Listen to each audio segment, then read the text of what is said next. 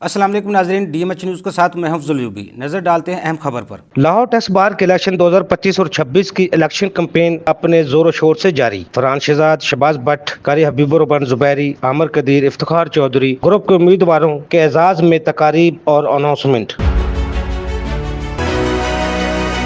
محمد فاروق شیخ advocate کی جانب سے لاہور ٹیسٹ بار کے الیکشن 2025 اور 26 کے صدارتی امیدوار چودھری محمد انور اسماعیل میو، جنرل سیکرٹری کے امیدوار نعمان تاج اور دیگر عہدیداران کے اعزاز میں بیجمنٹ تقریب کا انعقاد کیا گیا۔ اناؤنسمنٹ تقریب میں لاہور ٹیسٹ بار کے سابق صدر اور گروپ لیڈر قاری حبیب الرحمان زبیری، پاکستان ٹیسٹ بار کے نائب صدر عاشق علی رانا، عامر عمر خان، محمد عظیم خان، عارف لطیف بٹ سمیت وکلا برادری کی کثیر تعداد میں شرکت۔ امیدواروں کے بیج لگائے گئے۔